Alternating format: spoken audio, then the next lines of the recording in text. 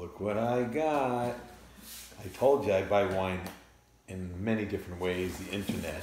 I've got a couple here from Washington State, but how do I keep this? Do I keep the whites at this temperature, the reds at this temperature? Do I drink this warm, at this room temperature? Was this at the right temperature? Will the temperature screw it up? Wait, I'm supposed to tell you that. I'm the expert, right? Hi, I'm Larry Baker. I am a certified level 2 sommelier here in South Florida, and we're here at the home apartment right in the midst of a couple of weeks away from Christmas and Hanukkah on the 23rd. And when I'm doing this video, a little nervous, tomorrow's Friday the 13th, but it'll be past that when you watch it. It'll be Monday the 16th. Anyway, I get this question a lot, and it may not be a problem in a lot of the country, but actually a lot of the, a good part of the country it is right here in Florida. It certainly is during the hot weather, and in other parts of the country when spring and summer come by, especially summer months, it'll be a problem. But two things drive people crazy. Number one, how to store the temperature, how to store the wine. What temperature should they store their white wine? They go out and buy dual temperature controls, one for white wine, one temperature for white wine, one temperature for red wines. What a bunch of nonsense that is. We'll get that into a second. Then they drink their white wines in an ice bucket, or rosés in an ice bucket, and they drink their red wines in a room temperature in Florida. And then when they buy wine in the store, when it's shipped wine, so this is a winery that I've dealt with and talked with before. This is Bear Winery, and this is their, I believe it's called the Callisto, and this is from Columbia Valley, Washington. I reviewed their Merlot, which was Merlot and Cabernet Franc, which was phenomenal. So I wanted to pick up a couple of that same vintage of their blend, which is 57% Cabernet Sauvignon. It's got 27% Syrah, about 15%, one of my favorite grapes, Petit Verdot, and a little bit, just 1% of Merlot, all coming from that Stillwater vineyard, single vineyard wine. And it's really good stuff, a really good maker. But there are many wineries you'll come across when you want to ship wine from the internet, direct-to-consumer wine clubs. When you live in places like Florida, and they have to go from West Coast to East Coast, or from Washington State, or from wherever it is, even in New York, internet shippers. This came from New Jersey there, and they won't ship. They just won't do it. In Washington State, when I was out there, because of the temperature being too hot and the trucks, or how they go and how it gets delivered, it's going to ruin the quality of the wine. The corks can change temperature, and the wines can get cooked and boiling inside. There's a whole lot of problems, so a lot of them won't ship.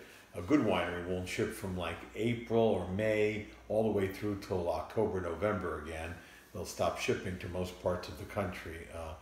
In Florida, they start shipping again from other places around November, but a good shipper should not. But when I was in Washington State, they were telling me in the Red Mountain area, one of my favorite areas in Washington State, that they actually, FedEx has a deal, Federal Express has a deal where they actually have temperature controlled trucks, so they can ship all year long, and the winery goes from temperature control to temperature control. It's just for wine delivery, and that's pretty cool. I wish all the shippers, I wish the U.S. Post Office Service, or however, UPS would have that just for wine delivery, so that we can ship all year long. But the correct answer is, as far as storing temperature, to buy a dual temperature cooler or fridge or Eurocob is absolutely, totally insane, because wine is stored, when it's in barrels or in bottles, in a wine cellar, right? A wine cellar.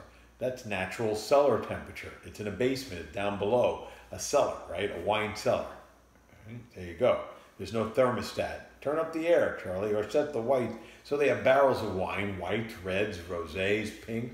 They don't have like a room that they can turn up the thermostat. Let's keep the whites at 65 and the reds at 58. There is no, it's natural, one temperature, and all the wine, and that's how you should store your wine at home. If you have a wine fridge, don't waste your money on a dual temperature wine controller, number one. Store them all at about 56 degrees. It'll fluctuate between 56 and 58, which is fine. All reds, whites, pink, yellow, orange wine, blue wine, everything gets stored at 56 to 58 degrees like a wine cellar, except the dual temperature for whites and red doesn't make a difference. Like in a real wine cellar, if you have your own cellar, it's natural. You don't have a thermostat to keep that. You keep them all at the same natural temperature, okay? So that's what you do in wine fridge. Now for drinking temperature, we drink out in America especially, we drink out white wines way too cold and our red wines, way too warm. So a white wine, if you stored it at 54 degrees or 56 degrees, would need to be chilled down a little bit, but not ice cold and not kept in an ice bucket because you won't taste anything but cold. So you would want to chill it down to about 45 to 49 degrees. When your refrigerator is at 38 degrees in your regular refrigerator, and that's too cold. And if you put an ice bucket, it's really too cold for white wine to taste anything but cold. Red wines need some breathing time, so you'd want to open up the cork and you'd want to let it sit. If it's stored in a really cold, like a fridge at 56 to 54 degrees or so, you'd want to open up, and in about 45 minutes, just let it come up to about 65 to 68 degrees, and that's perfect drinking temperature for 68, plus you allow it to breathe. If it's bought and it's just like this right now, if I wanted to drink this tonight, I would open up this cork, wait about 45 minutes to an hour, and for the last 15 minutes, I would stick it open in my refrigerator to get a slight chill to bring the temperature down, because that's going to really bring out the flavors. And yes, the wine needs to open up a red wine needs to open up for a minimum of an hour, no matter what the price range is. It will taste better within an hour. You can try to drink it right and test it all throughout the bottle of wine, which you can, but you'll start to really enjoy the nuances of the wine if you let it breathe, especially younger wines or even older wine. They need to aerate, and that's it. But people say, oh no, I don't have the patience to do that. But the problem is, especially if you're living now in Los Angeles, California, or places that are still warm in the country, Phoenix, Arizona, during the daytime, if you go shopping for wine, and if you have wine delivered on the internet, don't tell them to deliver it if you have a house and they're going to put it outside the box outside your door.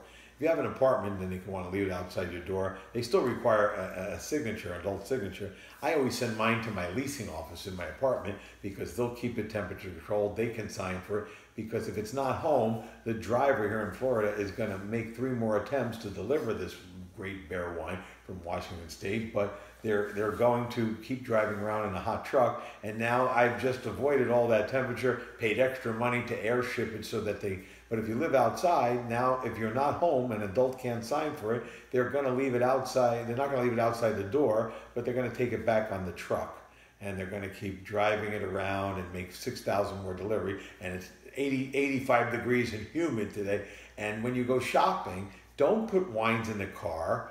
And if you're going to return wines to a retailer, don't let them sit in the car and say it a week, because the retailer is going to feel the bottle. If I feel warm in a retailer, I would be skeptical and start checking corks and see if the wine was cooked. So, don't, if it's cool and you live in a cool climate right now, it's not a problem. You go shopping. But if you live in a warm climate, that's number one. Probably don't ship wine.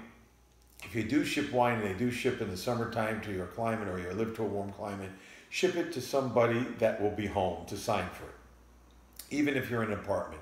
Because if you're indoor apartment entrance and it's cool inside the building, again, if you're not home to sign for it, an adult's not there, or a neighbor's not there to sign for it, they are going to put it back on the hot truck that has no air conditioning, and then they're going to be driving around for 3 hours and make 3 more attempts. By the time you get the wine, it's going to be seeping, it's going to be boiling in the bottle. So again, to review, storage on the wine, internet, this bottle came air shipped, and it went to my leasing office because of the fact that they will keep it for me when I'm never home, and that means an adult signed for it, and they will call me and tell me it's waiting for me, and I do that all the time, drive them crazy. They always threaten to drink some of these bottles. And number 2, so storage temperature, 54, 56, 58 maximum. It'll fluctuate back and forth. Set it at 54. You'll be good to go. So don't buy dual temperature wine coolers. And if you're going to keep it in temperature in your house because you don't live in a cold climate, remember, for drinking temperature, white wines need to not be as cold. Don't store, if they store them in a refrigerator, that's fine, a regular refrigerator, but then you need to let it open for 30 minutes of temperature to bring it back to 49 degrees, 50 degrees, where you can actually taste it. Don't drink wines, white wines, rosés too cold, or champagne, Sparkling wine, too cold, no good, no bueno. And for red wines, if you're going to have it at room temperature, you want to open this wine, let it breathe at least an hour, at least minimum is the hour. You may not like that, but just have some patience. Don't be a crazy Russian American. Take a shower, do something. Open the bottle an hour before you're going to drink it. And then for the last 15, 20 minutes, stick it in the refrigerator with the cork open to get a little bit of a chill so that the wine will taste better.